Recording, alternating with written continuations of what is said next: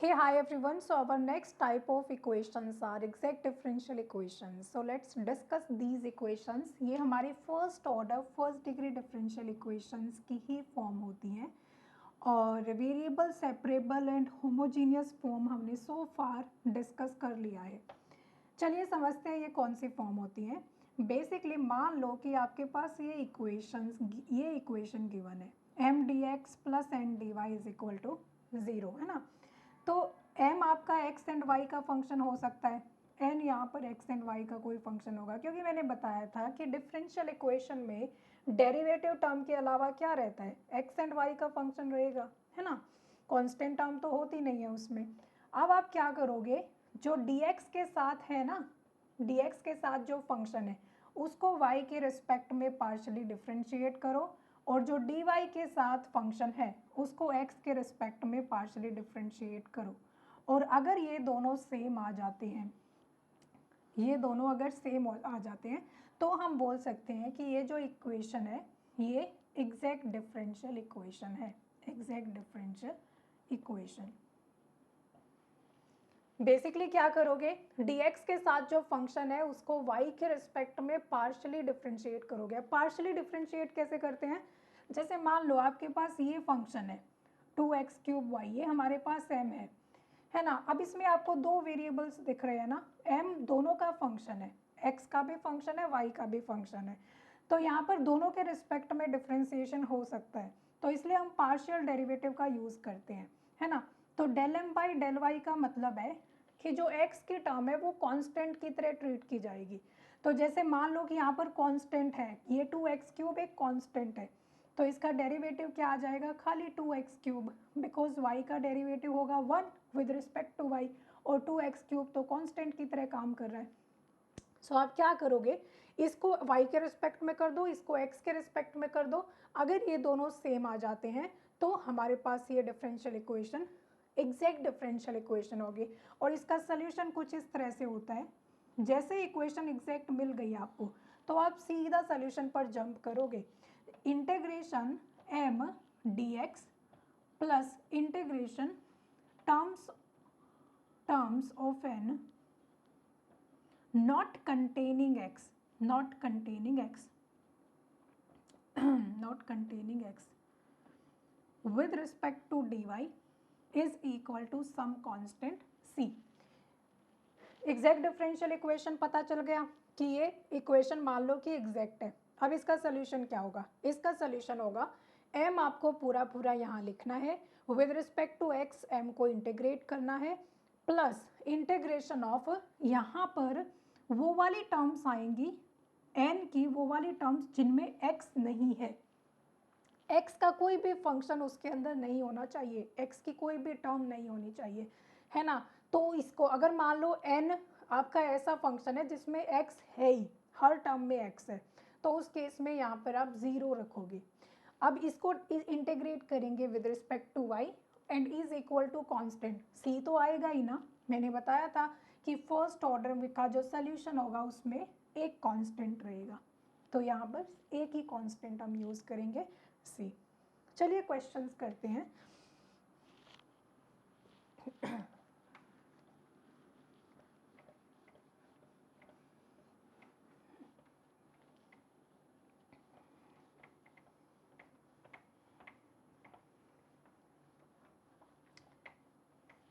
जैसे हमारे पास first question है,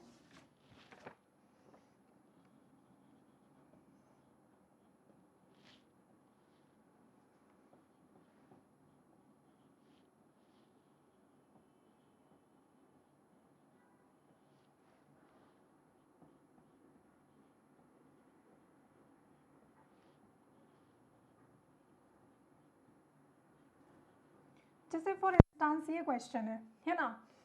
अब ये आपके पास m है, फर्स्ट ऑर्डर फर्स्ट डिग्री है, ये हमारा m है, x एंड y का फंक्शन, m के साथ dx है, प्लस ये हमारा n है, हम इसको n लिखेंगे, dy is equal to 0। First चीज़ आप ये चेक करोगे कि क्या ये एग्जैक्ट डिफरेंशियल इक्वेशन है। तो सबसे पहले हम क्या करेंगे, as I told you del M by del Y, देखो इसको with respect to Y differentiate करना है, treating x as a constant, x constant का काम करेगा, तो एक्स स्क्वायर तो कांस्टेंट है, तो उसका derivative with respect to y क्या हो गया, 0। माइनस 4xy का derivative with respect to y minus 4x, minus 2y square का with respect to y minus 4y।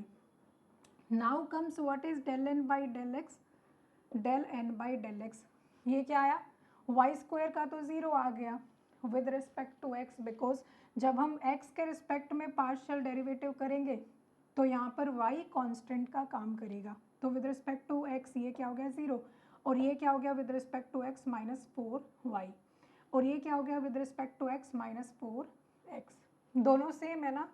Del m by del Y is exactly equal to del n by del X, यही हमारे पास exact differential equation की condition होती है, equation is exact. अब जैसे भाई इक्वेशन एग्जैक्ट आ जाती है तो मैंने क्या बताया था, सीधा आपको सोल्यूशन पर जंप करना है, तो हमारा सोल्यूशन क्या आ गया, सोल्यूशन इज इंटीग्रेशन m पूरा पूरा मतलब x square minus 4xy minus 2y square, इसका integration with respect to x plus n की वो वाली टर्म्स जिनमें x नहीं है, सिर्फ और सिर्फ y वाली टर्म्स लेनी है यहाँ पर, तो y स्क्वायर में क्या x है, नहीं ना, तो यहाँ पर y स्क्वायर हम लेंगे, क्या माइनस 4xy लेंगे यहाँ पर, माइनस 4xy में x का की टर्म है ना, x का एक्सप्रेशन है, माइनस 2x स्क्वायर भी x का फंक्शन है तो नहीं लेंगे, तो यहाँ पर सिर्फ y स्क्वायर आएगा इज इक्वल टू c, ये हमारे पास सोल्यूशन होगा। इसको with respect to x integrate करो तो क्या आया एक्स क्यूब बाई 3, माइनस इसको इंटीग्रेट करेंगे तो क्या आएगा 2x स्क्वायर वाई, माइनस ये आ जाएगा 2y क्यूब बाई 3, और ये आ गया plus y cube by 3 is equal to some constant. एक सेकेंड, सॉरी, यहाँ पर सिर्फ और सिर्फ x के रिस्पेक्ट में इंटीग्रेट करना है, y कांस्टेंट की तरह काम कर रहा है। अगेन जब इंटीग्रेट करोगे ना तो यहाँ x के रिस्पेक्ट में है, राइट, तो यहाँ पर माइनस 2y स्क्वायर बेसिकली एक कांस्टेंट है, तो यहाँ पर इंटीग्रेशन क्या आ जाएगा, खाली x। ध्यान रहे इस चीज़ का, ये आपको भूलना नहीं है, राइट। यहाँ तो y के रिस्पेक्ट में इंटीग्रेशन है ना, तो यहाँ तो y क्यूब बाई 3 आएगा ही। क्लियर सभी को? चलो नेक्स्ट क्वेश्चन लेते हैं।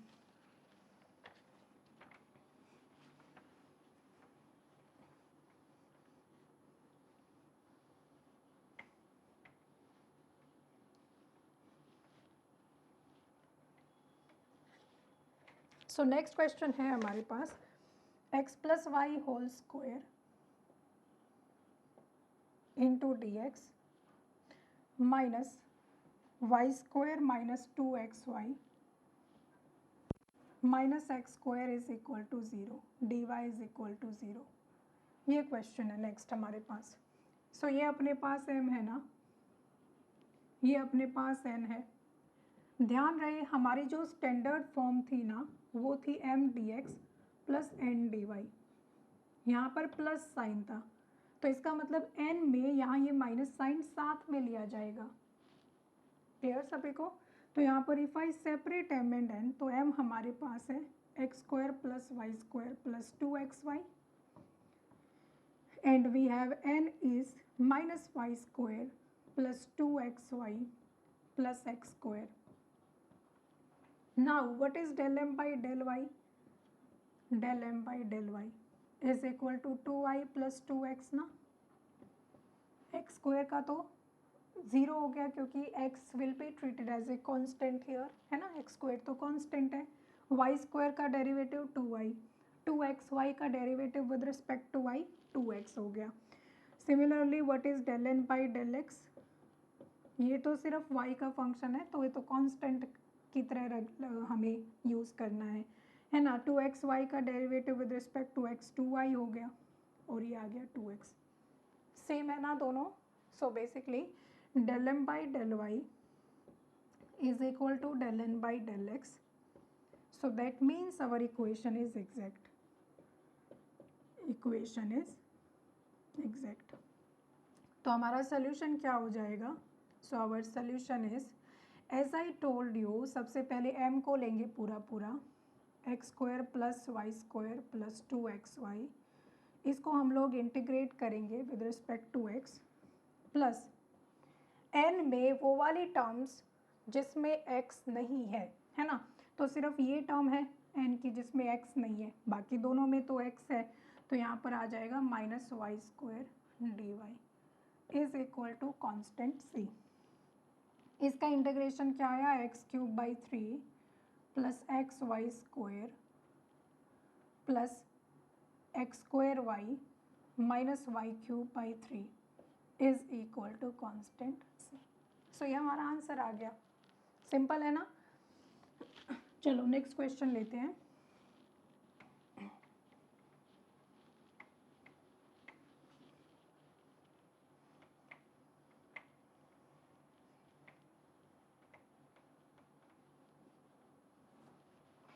नेक्स्ट क्वेश्चन है 1 plus E to the power x by Y D X plus E to the power x by Y into 1 minus x by Y D Y is equal to 0। So ये first order first degree differential equation है मेरे पास।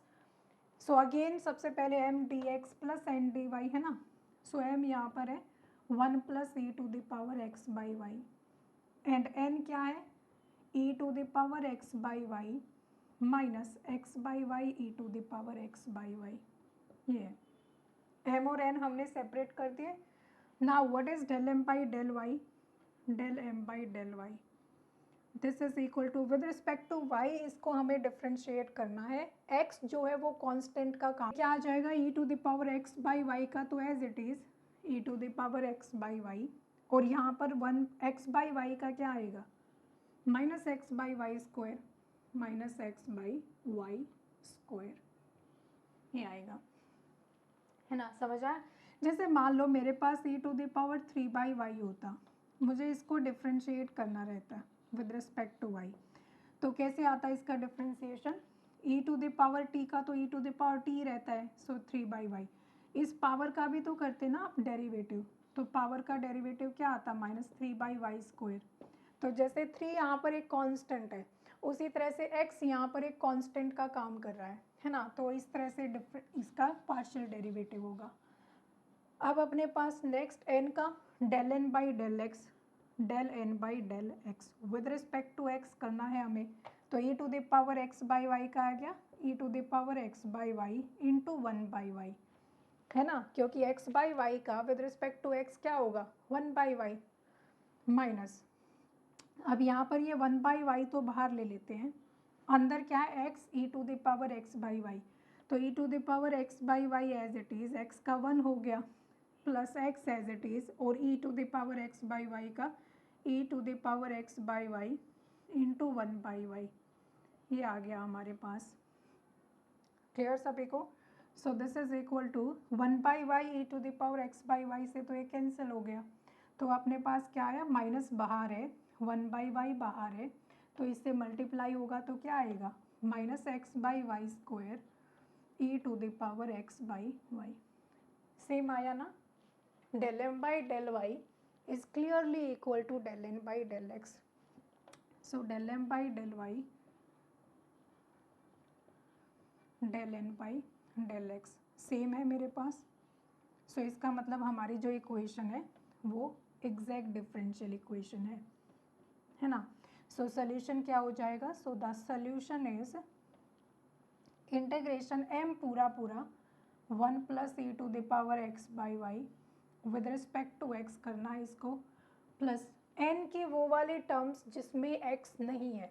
देखो n की तो दोनों ही terms में x है, अगर आप केयरफुली देखो यहाँ पर e to the power x by Y है तो यहाँ x है, यहाँ पर भी x है, यहाँ पर भी x है, तो n की कोई भी टर्म इसमें नहीं ली जाएगी, तो आप खाली क्या लोगे 0 dy।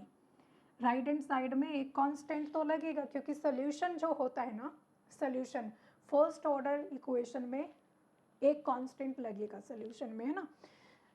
अब इसको सॉल्व करो, 1 का integration with respect to x x हो गया, और e to the power x by Y का integration with respect to x क्या होगा e to the power x by y divided by 1/y। ध्यान रहे क्योंकि यहाँ पर 1/y क्या है, कांस्टेंट है, y का जो फंक्शन है वो कांस्टेंट की तरह ट्रीट हो रहा है। यहाँ पर y का जो फंक्शन है ना, 1/y का जो टर्म है वो कांस्टेंट है ना। तो इसका इंटीग्रेशन क्या होगा, e⁻x/y, और जो x का कोफिशिएंट है वो नीचे अपॉन में आ जाएगा, इज इक्वल टू c। तो ये हमारा आंसर है, this is our answer.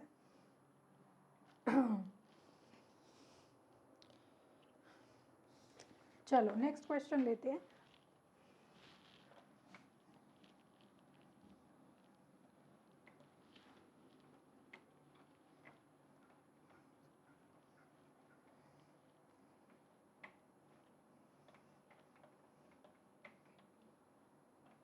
Next एक क्वेश्चन आप होमवर्क में लो।